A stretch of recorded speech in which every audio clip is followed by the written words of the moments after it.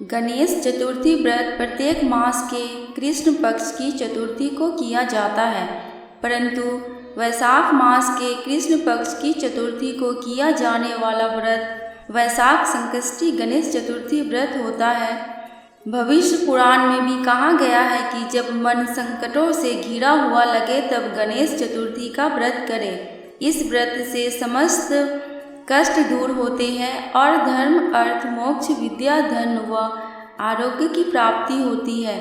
ये व्रत मूलतः अपने संतान के लिए किया जाता है और जो निसंतान है वो भी संतान प्राप्ति करते हैं इस व्रत के फलस्वरूप। वैशाख माह की कृष्ण पक्ष चतुर्थी को गणेश जी की पूजा की जाती है। इस दिन प्रातः काल उठकर स्नान कर गणेश जी के सामने दोनों हाथ जोड़कर मन, वचन, कर्म से इस व्रत का संकल्प लेना चाहिए। संकल्प के बाद पूरे दिन गणेश जी का ध्यान करें। संध्या काल में स्नान कर स्वच्छ वस्त्र धारण कर विधि पूर्वक धूप, दीप, अक्षत, चंदन, सिंदूर, नैवेद्य से गणेश जी का पूजन करें। पूजन के बाद चंद्रमा का पूजन करें एवं जल अर्पित करें। फिर वैशाख चतुर्थी की कथा सुने अथवा पढ़े। पूजन के बाद कमलगट्टे के हलवे से व्रत खोलें। आइए सुनते हैं वैशाख संकष्टी चतुर्थी व्रत कथा। एक बार पार्वती जी ने गणेश जी से पूछा कि वैशाख माह के कृष्ण पक्ष की जो संकटा नामक चतुर्थी कही गई है उस दिन कौन से गणेश का किस विधि से पूजन करना चाहिए एवं उस दिन भोजन में क्या ग्रहण करना चाहिए। तब गणेश जी ने उत्तर में कहा कि हे जगत माता, वैशाख कृष्ण चतुर्थी के दिन व्रत करना चाहिए। उस दिन वक्रतुंड नामक गणेश की पूजा करना चाहिए। भोजन में कमलगट्टे का हलवा आहार में लेना चाहिए। हे जगजननी, द्वापर युग में राजा युधिष्ठिर ने इस प्रश्न को पूछा था। तब उत्तर में भगवान श्री कृष्ण ने कहा था, मैं उसी व्रत का वर्णन करता हूँ, आप श्रद्धा पूर्वक सुने। श्री कृष्ण बोले, हे राजा युधिष्ठिर, इस कल्याणदात्री चतुर्थी का व्रत जिसने किया और उसे जो फल प्राप्त हुआ है मैं उसे कह रहा हूँ। प्राचीन काल में रतिदेव नामक प्रतापी राजा हुआ करते थे जो कि शत्रुओं के विनाशक थे। उनकी मित्रता यम, कुबेर, इंद्रादिक देवों से थी।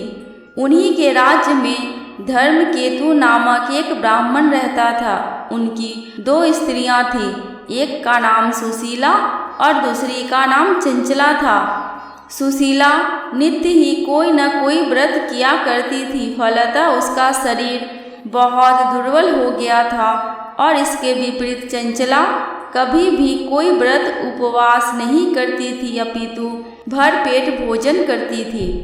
इधर सुशीला को सुंदर लक्षणों वाली एक कन्या हुई और उधर चंचला को पुत्र रत्न की प्राप्ति हुई।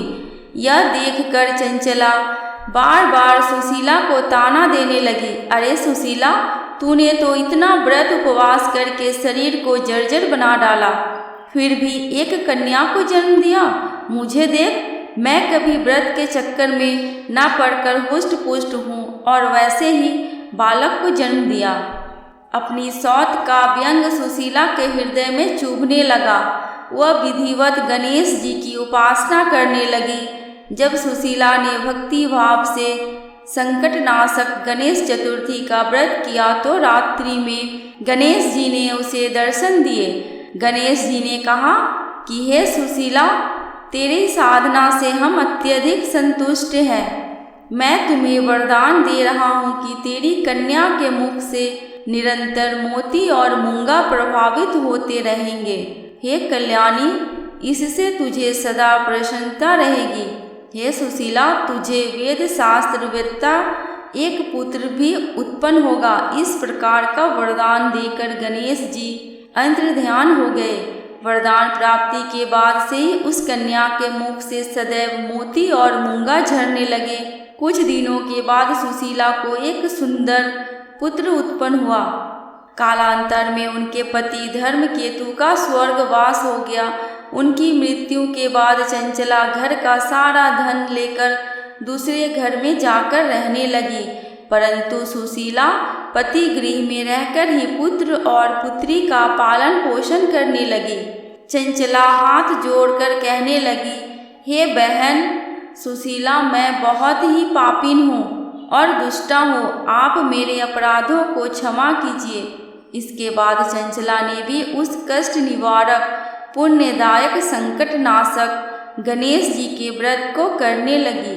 गणेश जी कहते हैं कि हे देवी, पूर्व काल का पूरा वृत्तांत आपको सुना दिया। इस लोक में इससे श्रेष्ठ विघ्नहरण कोई व्रत नहीं है। श्री कृष्ण जी कहते हैं कि हे धर्मराज, आप भी विधि पूर्वक गणेश जी का व्रत कीजिए। इस व्रत को करने से आपके शत्रुओं का नाश होगा तथा अष्ट सिद्धियाँ और नवनिधियाँ आपके सामने करबद्ध होकर खड़ी रहेंगी और थोड़े समय में ही आप अपने राज्य को भी प्राप्त कर लेंगे।